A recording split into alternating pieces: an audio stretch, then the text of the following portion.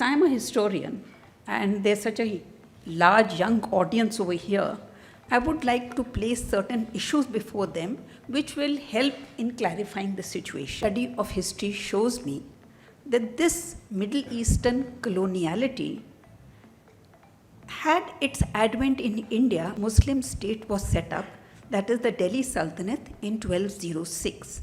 I'm just going to make 5-6 points about Middle Eastern coloniality vis-a-vis the political setup, vis-a-vis the economic setup, vis-a-vis the language setup, and vis-a-vis the cultural setup. So just be a little patient. When the Sultanate was established in 1206, the entire cabinet consisted of among 40 Turks. So this was such a closed political system, and this remained a closed system till the time of the Khaljis, when there was a revolt and a new batch of people came from Khalaj in Afghanistan. So that is the next thing. And in the time of the Sayyids, about 22 Afghan families shared all the political posts among themselves. So Middle Eastern coloniality, as far as the political setup in Delhi is concerned, begins with the advent of the first Muslim state in India. Now, I'll just quickly come to the Mughals. Babur, when he came to India, he brought with him two groups of people. One were the Iranis from Iran, and the other were the Central Asians or Turanis. The entire ministry was dominated only by these two groups. There was no question of accommodating or giving space to any Indian Muslim or Rajput or whoever. Humayun, he was exiled. When he came back, he came with more foreign groups, and they controlled the polity. Things began to change in the time of Akbar because, he was a young boy and he was all the time threatened with revolts by other foreign groups who said, we are from more distinguished families, why should we not sit on the throne of Hindustan? That is when Akbar realized that all the weight of the scales is on one side, Taraju, and we must have some weight on the other side. So the intelligent person that he was, he chose two groups. One is the Rajputs and the other is the Indian Muslims. Indian Muslims because no foreign Muslim is going to choose them as their leader, and Rajputs because they were sword arm of Hindu society. So the composition of the ruling class in the Mughal period remained 70% foreign born Muslims and 30%, 15% Rajputs and 15% Indian Muslims. This remained unchanged, virtually unchanged till the reign of Aurangzeb, and why it remained unchanged we can discuss that later. But when the Mughal Empire went into decline, this is very, very surprising. It talks about coloniality. The Mughal emperor had to appoint governors at three important provinces of India: Awadh, which we call UP today, Bengal, and Hyderabad. And whom did he appoint in Awadh? An Iranian who had come to India in 1708 and in 1722 was made in charge of the important province of Awadh. And after that, we know what happened in Awadh. The same thing in Bengal. It's interesting because in Bengal, there was a young Brahmin boy in the Deccan, and one Iranian nobleman adopted him, converted him to his faith, and he served in various posts in the Mughal Empire. Then this Iranian went back to Iran, and when he died, this convert Muslim came to India in 1699. In 1700, Aurangzeb appointed him governor of the Deccan. There is no question, this coloniality, people are coming in the 18th century and getting the top posts. And in Hyderabad, the person who was appointed governor, his father had come in the time of Shah Jahan, and they said, we are the descendants of Abu Bakr the Caliph. So this mindset continues. This is just one aspect. Then I want to talk about the economic coloniality. You see, in the Mughal state, the entire revenue was coming from agriculture. in the Hindu system, it was that the ruler should tax the peasant as much as a bee extracts honey from a flower, it should not hurt that flower. But in the Mughal state, the land tax was almost the entire produce of the peasant. And we have so many foreign travelers coming and discussing and describing the state of the peasantry, and the peasantry are exploited. They try to run away from their fields. The Mughal state tries to bring them back.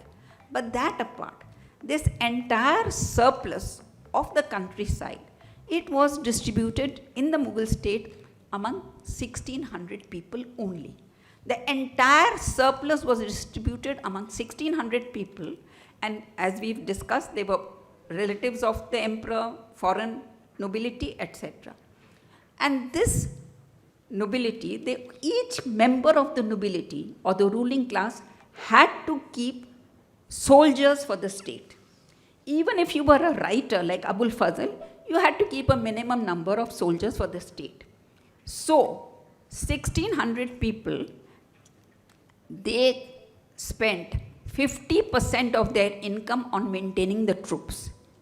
And Akbar spent another 10% on maintaining the troops. That means 60% of the resources of the empire were spent on maintaining an armed force at a time when India faced no external threat. So this is coloniality, and we talk about the British, they took away. This was just conspicuous consumption. The village got nothing in return. So that is the second point. Now to come to the cultural point. Akbar, whom we refer so much, he was the first person who said Persian will be the language of administration at all levels. And even the village Patwari who kept the revenue records had to learn Persian. Now, how do you overnight learn Persian? Akbar, first of all, imported many Iranians from Iran, and he revised the madrasa curriculum so that Khatris and Kayas could learn the language fast. So, this is when we talk, when we compare Middle Eastern coloniality with the British, this is an important aspect which we have not paid attention to. Now, so that means Persian derived its power only from the state. When the Mughal Empire went into decline, that Persian language did not have the support of the state. So what was the alternative? A new language had to be devised. The natural language that should have been chosen was Hindavi. It was the naturally evolving language. But what was the problem in Hindavi? It was that it had a large number of Sanskrit words. So the Mughal intellectual class, they removed Sanskrit words, substituted them for Arab and Persian words, and that gave birth to Urdu. The Mughals never patronized a native language. And in this context, I just want to make one point. They had Sanskrit scholars who would come to the court, but in the Persian records, they are never mentioned as Sanskrit scholars. They are only mentioned as singers who came to the court, sang before the emperor, and took money and went away in the most derogatory manner. And last point, and after that I'll just make one more point, architecture. It was the rule in the Mughal period that every lane, by-lane highway should be dominated only by mosques.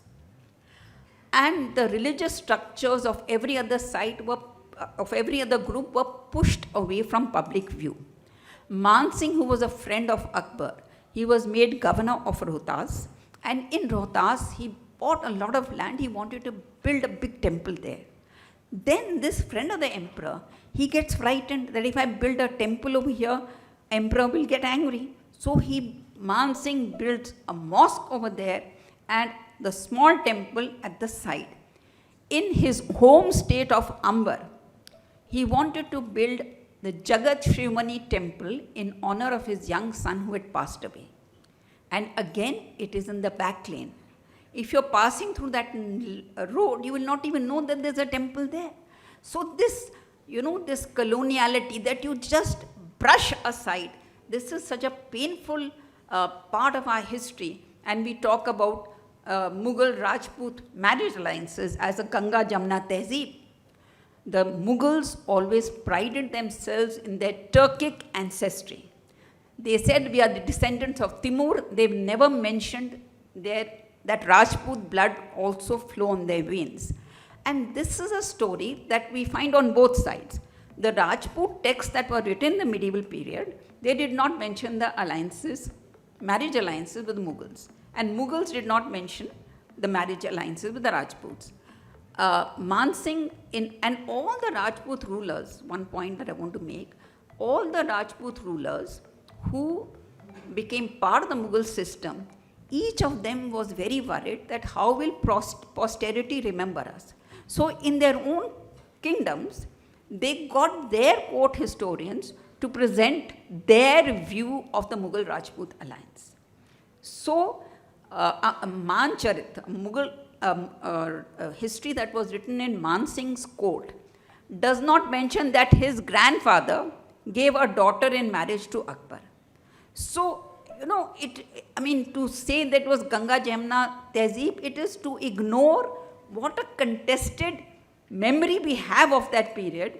And, so-called secular intellectuals, they are just trying to whitewash this painful episode of our past. This is something, a series of histories were written in every Rajput court contesting what the Mughals were presenting at this thing.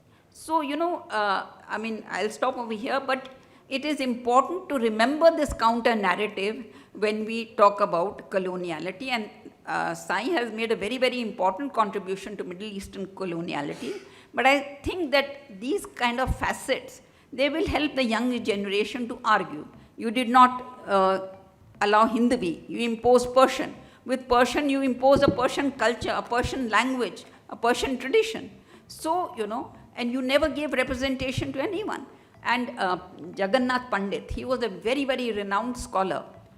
He is never referred to as we would not know that he was a Sanskrit scholar if we referred to only the Persian texts, And just last point, that this whole debate about jizya and pilgrimage tax, this also needs to be re-examined.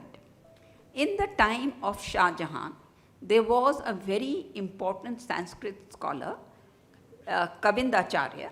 He came to Shah Jahan's court and successfully made the emperor remove the pilgrimage tax to all Hindus going on pilgrimage to Prayag and Allahabad. Now, if Akbar had removed the thing and that had become effective, why did these people have to come to Shah Jahan? And in the Mughal Persian accounts, this is not mentioned at all, that Shah Jahan removed this tax, because Shah Jahan was very conscious of his image as a proud, good Muslim. So, and we know about this only because the Hindu writers, they felicitated him and they honored him. But there are two contrasting worldviews and two contrasting thought traditions that are existing side by side in the entire medieval period, and I have not found any evidence of them meeting each other. Thank you.